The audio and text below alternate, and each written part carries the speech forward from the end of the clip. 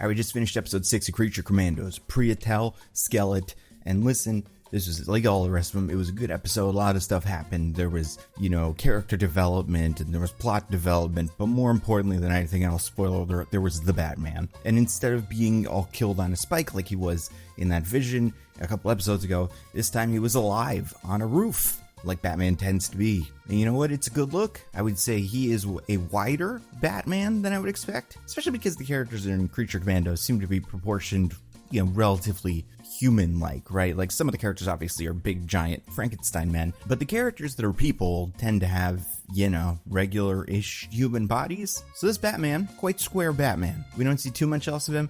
I do have to wonder, what did this Batman think was going on when he got there? Because first of all, I don't know too much about Dr. Phosphorus. I recognize him from a couple things. He was in the Lego Batman movie. I have his Lego figure. He was also the inspiration for Blight in Batman Beyond. And apparently in the Batman, Firefly kind of became Dr. Phosphorus for a little bit. I watched that cartoon. I really liked it. I don't remember that bit at all, but I believe it. And he's been in some comics, but he is not that important of a villain. But from what I understand about this character, he usually has that same outfit that the Lizard has, but like he dresses in slacks, usually no shirt, and the coat. So if I was Batman and I heard about that guy running around killing all Rupert Thorne's guys in like grocery stores, so everybody saw it, everybody knows what's going on, and I showed up to a skeleton man dressed as, and not like a pimp for like a Halloween costume a 7-year-old would wear, doing a line dance with 5 of his guys, even though he's clearly the green skeleton man, I think I still might be like, I think I got the wrong guy. Let me check the address again, because this is not what I expected. As far as his origin story, from what I understand, it's relatively similar in the comics. Dr. Phosphorus is a scientist who makes a deal with Rupert Thorne. I think in the comics, it's just to create a nuclear reactor. This is a character who's, very old and has one of those kind of simple comic backstories. I don't know if it's been rebooted and stuff, because obviously you've had New 52 and then you've had the Rebirth. I wouldn't be surprised if they try to give him something a little bit more sympathetic like this, make him more of a Mr. Freeze kind of character where he's trying to do the science and maybe he takes risks, right? He gets loans from people he shouldn't be getting loans from, but it's all because he has this one altruistic goal. He wants to cure cancer without hurting people. So it's similar to Mr. Freeze. It seems like he is one of the Batman villains like that. I do think it's interesting when he does go full Dr. Phosphorus and he starts burning everybody, he does a lot of laughing. And it's like, that's the Joker laugh from the Harley Quinn show that Alan Tudyk did then too. And I'm like, oh, is this guy like a Joker character? But it does seem like he is more grounded, more down to earth. I do think how the scene between Phosphorus and the little girl played out is interesting, because obviously as it starts, you're thinking, oh no, he's gonna kill this kid because he has to keep his whereabouts a secret. Although, if that's what you're doing, Phosphorus, maybe don't melt through the front door.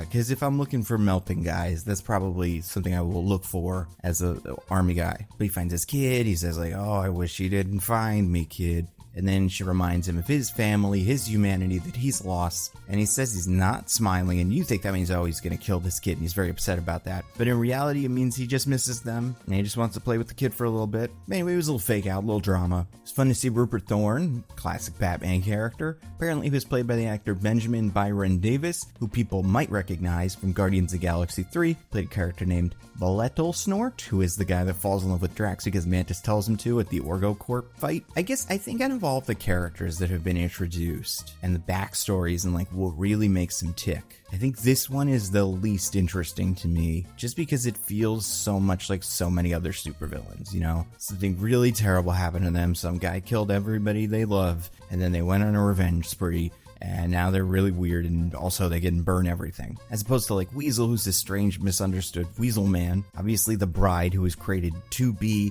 an object of affection for Frankenstein that got out of hand. Then G.I. Robot, who fought Nazis and then lived to see the Nazis come back. I like that. Those were interesting and those were kind of surprising. This one I felt like, while not bad or anything, just felt like your standard supervillain origin story, like your John Wick. It was quite gruesome. Obviously, the goons rubbing his hands in all the blood and stuff, that was very upsetting. But then also, all the things he did to all those people, really got to hand it to the Warner Brothers animation team. All those people getting burnt, like they really, and all through this season, everybody that has been killed or hurt by Dr. Phosphorus, like, it's not just a big black mark on their face or whatever, or, you know, he touches them and then his hand goes into them a little bit and then they fall over. Like, you see their entire skeleton as he like pushes his hand through them, or you see, you know, their feet melt off in his hands. It's very gory. And I guess it's nice that this is in animation, because I do think that grants you a little bit more detachment, where watching that in live action would be kind of tough to watch, but watching it in animation, while it's still a little hard to watch,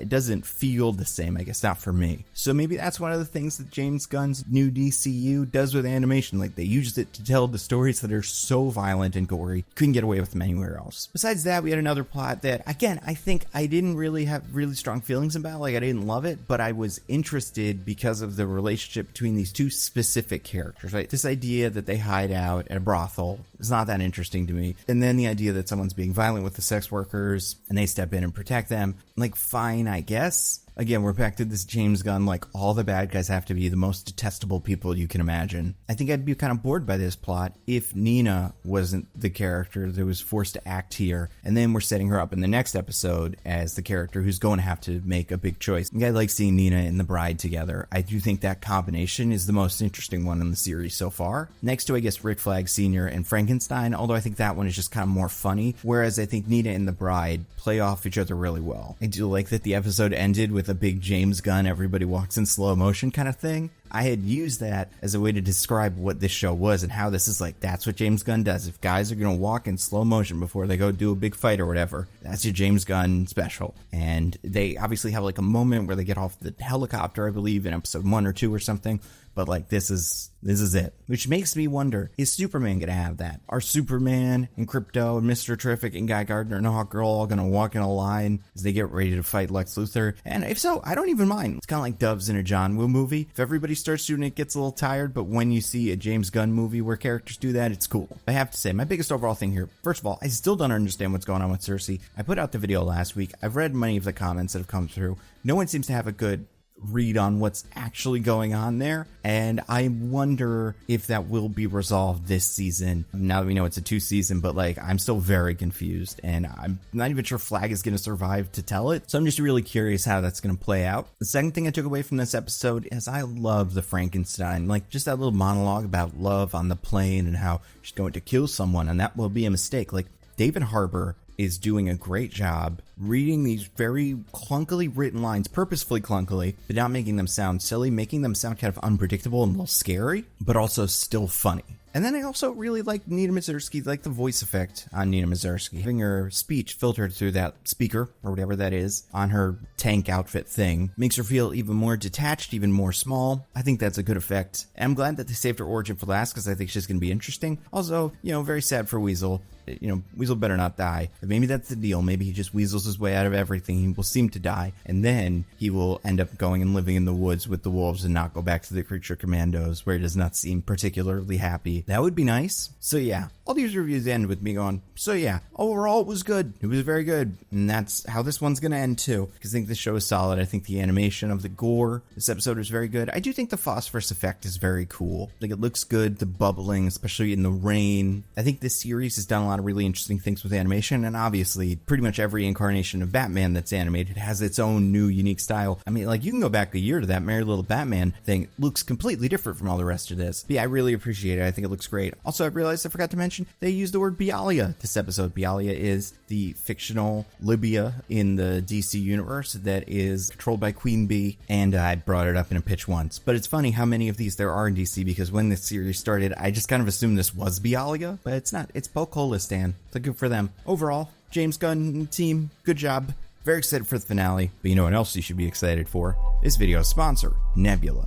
You know Nebula, it is a subscription streaming service that I and a bunch of YouTubers helped to create. It focuses on giving the creators more power to make the cool stuff that you guys already like, and giving you guys a better experience for watching it. That means all my videos go up ad-free Some of them are early. The Nando V Movies videos are early. The Nando Cut videos are like a little early, but they're not as early because they're like a thing that happened yesterday usually. We curate different video lists based on what people are talking about. So if you're watching that new Dune show, for example, and you want to watch some videos about Dune, we've got a bunch of those. We make that really easy to find. You can just watch that. We also have Nebula originals. So these are all kinds of things. We've got like a pro shoot of a play by Abigail Thorne. Patrick Willems has made a Christmas special. His full-length feature film about an evil coconut. He's got a new short film coming out with a cast full of actors like Zach Cherry, who fans of this channel, I mean, you know him from so many things. Perhaps he has been in Severance. You love Severance, Fallout. But I mean, realistically, a good portion of you know him as the guy who tells Spider-Man to do a flip or the guy who was taping the Shang-Chi fight. But either way, he is in this. And that is something you can only watch on Nebula. Tom Nichols just made a documentary about gerontocracy, about how boomers have changed the world and government, and is it good or is it even really a thing? A subject that has only gotten more relevant since this documentary came out. We have so many other cool things I think you guys are going to love. You'll find out about them soon. And I always say, a year of Nebula is a steal at $5 a month or $60 a year. But if you use the code TheNandoCut at checkout, you can get a year of Nebula for $36. It's a great deal. Check it out. Go to go.nebula.tv/TheNandoCut. Use the code TheNandoCut at checkout. I guarantee you'll find something cool you're going to like. That's all I got. Stay safe. I'll see you next time.